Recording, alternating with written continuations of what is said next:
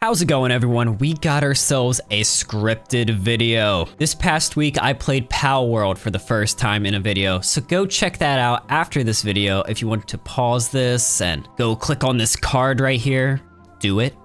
You got time. Palworld has been taking both the internet and Steam by storm for both the right and wrong reasons. I'm sure everyone has seen by now the controversies of this game, of it supposedly copying Pokemon or being AI made, and there are so many videos out there going over that, so we aren't going to focus on that in this video. And honestly, I don't really care if they're copying Pokemon or not, which I don't think they are. Why don't I care? Because this game is fun and, in my opinion, overall a better game. It really does bring the satisfaction of capturing and collecting creatures like in Pokemon, but putting a twist on it that makes it way more entertaining than any Pokemon game I've ever played. It throws in a mix of that survival element, almost like you're playing Ark or Valheim, while to me it also felt like it had some of the same aesthetics or overall feel of Breath of the Wild, while like I just mentioned, the creature collecting and fighting of Pokemon. But the thing with Palworld is that it gets all the elements of those four games. It just brings over the best aspects of those, combining it into one melting pot called Palworld. Breath of the Wild, while it has beautiful graphical aesthetic, an expansive, impressive world,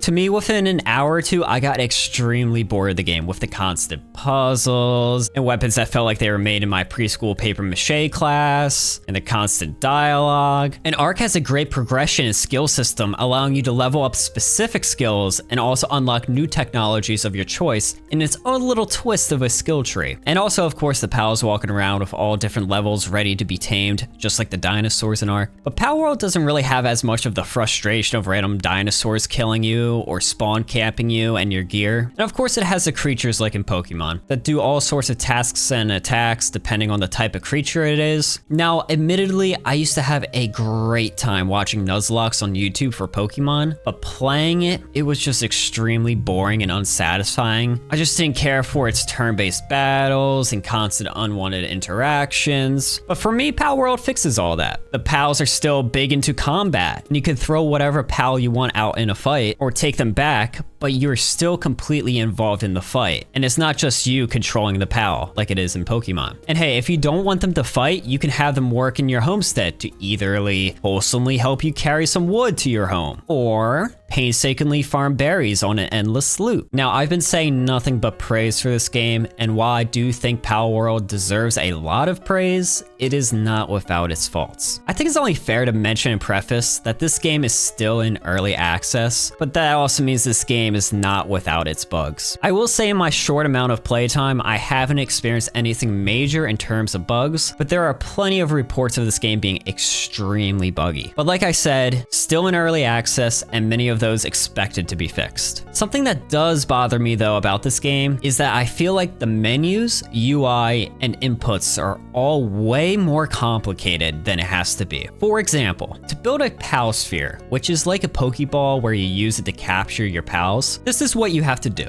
First, you hit the build button, which brings up a scroll type menu where you select a workbench and you build that. Okay, pretty standard and simple so far. But then you go to build a pal sphere, which you may mistake to go into the build menu again, which it isn't. It's in the workbench, which is a completely separate type of build menu where you select the pal sphere. You then have to stand there holding down a button to build it. And then make sure you don't forget to hit acquire, or else it doesn't actually go into your inventory. It just stays in the workbench, which I ended up doing way too many times. Personally, I just find this to be too many steps to get a beginning of the game item. It's worth though being said that you can assign a pal to build these things for you, but you still have to select which item to build yourself each and every time. And also you still have to wait for the pal to build it and still remember to acquire it. I understand building a workbench for it, like that's just a standard survival game thing, but it would be nice to just build something and have it enter your inventory, even if it does take some time to construct like an Ark. But at least in Ark, you can be doing something else while it builds. And this building frustration goes for many items in the game, not just the pal spheres. But yeah, that is my main gripe. Outside of that, I find Palworld to be a great game, and I am super excited to see where this game goes in the future. They already have a roadmap up. Like, that's crazy. This game's been out for like 2 weeks. I'm excited for them adding new features, quality of life changes, and also, of course, adding and expanding the Palpedia with new and unique pals. I want to continue playing this game, but as of now, I rate Palworld a 7.8 out of 10 on the suited scale. And wait, before you go, let me know down in the comments how you like these types of videos. You can also let me know if my opinion is right or wrong. I'd like to do more of these short scripted reviews that I'm calling the suited scale after I play new games on my channel.